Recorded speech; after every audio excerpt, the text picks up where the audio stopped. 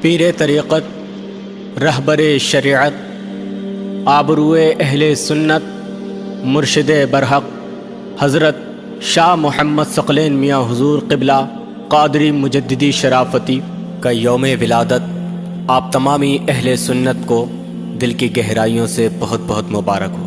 زبدۃ العارفین پیر و مرشد حضرت مولانا شاہ شرافت علی میاں علیہ الرحمہ مارچ 1947 میں خانقاہ بشیریہ محلہ گلاب نگر شریف میں جلوہ فرما تھے کہ ایک دن قطبۃ الکاملین حضرت مولانا شاہ محمد بشیر میاں قادری مجددی شیری نے آپ کو طلب کیا اور اپنے سر پر بندھی دستار کھول کر آپ کو دیتے ہوئے ارشاد فرمایا، مولوی صاحب، آپ کے گھر پوتا پیدا ہونے والا ہے، اپنے گھر جائیے اور اس پوتے کو سب سے پہلے اس دستار کے لباس سلوا کر پہنائیے۔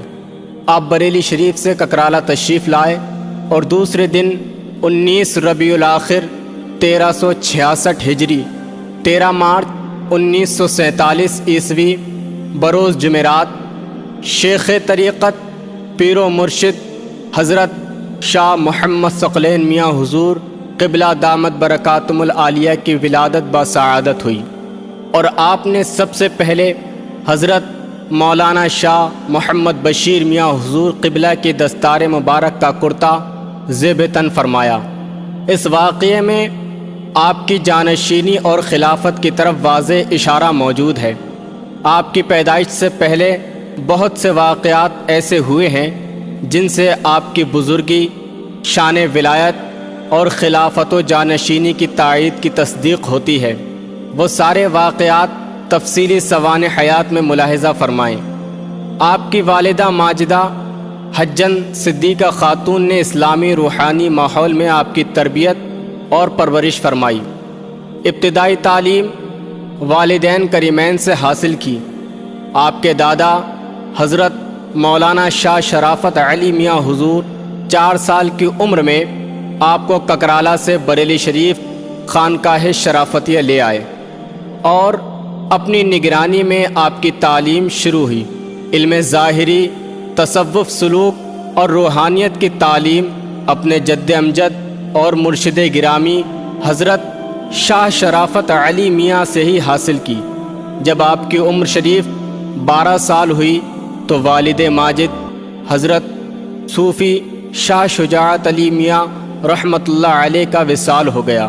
علم ظاہری، باطنی، تصوف و سلوک اور شریعت و طریقت کی تکمیل و تحصیل کے بعد 17 سال کی عمر میں 1964 میں بعد نماز جمعہ مریدین عوام کی موجودگی میں خلافت و اجازت سے مشرف فرمایا اور ارشاد فرمایا، ہم نہیں چاہتے تھے تمہیں اپنا خلیفہ و جانشین بنائیں، کیونکہ دنیا کہے گی اپنے پوتے کو خلافت و جانشینی دے دی، مگر ہم کیا کریں۔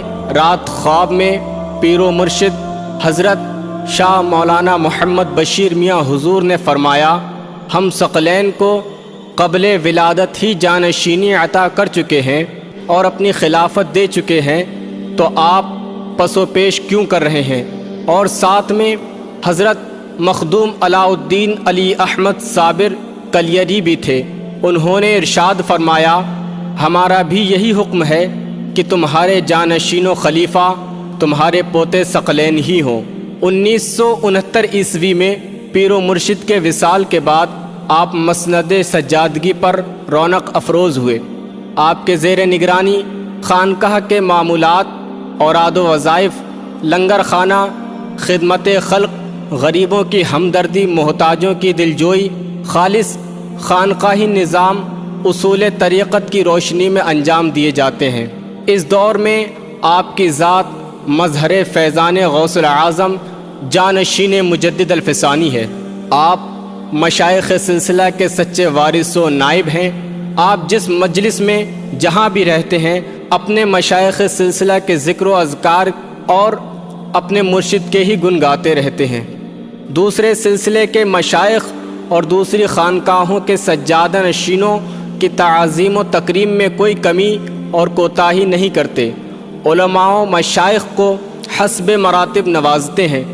نور العارفین سید ابو الحسین احمد نوری مہراروی کی اس وصیت پر عمل کرتے ہیں، اپنے پیر کو اپنے حق میں زمانے کے سارے شیوخ طریقت سے بڑھ کر جانے اور اپنے آپ کو تمام مخلوق خدا میں سب سے کمتر اور حقیر سمجھے، اور ہمیشہ خاکساری و انکساری کے ساتھ رہیں۔ اللہ پاک نے آپ کو حسن و صورت کے ساتھ حسن سیرت سے بھی نوازا ہے۔ خوش اخلاقی، شگفتہ روئی اور خلق خدا کی خیر خواہی آپ کی فطرت ثانیہ ہے۔ سخاوت و فیاضی اور دریا دلی آپ کا امتیاز وصف ہے۔ سلسلہ قادریہ کے مشائخ کے قول جمع نہ کر، طمع نہ کر، منع نہ کر پر پوری طرح عامل اور اس کے ناشر و مبلغ ہیں۔ بزرگوں کی تعظیم و تکریم، چھوٹوں کے ساتھ شفقت و مہربانی کا جذبہ رکھتے ہیں۔ دین و شریعت پر عمل پیرا اور ثابت قدم ہیں۔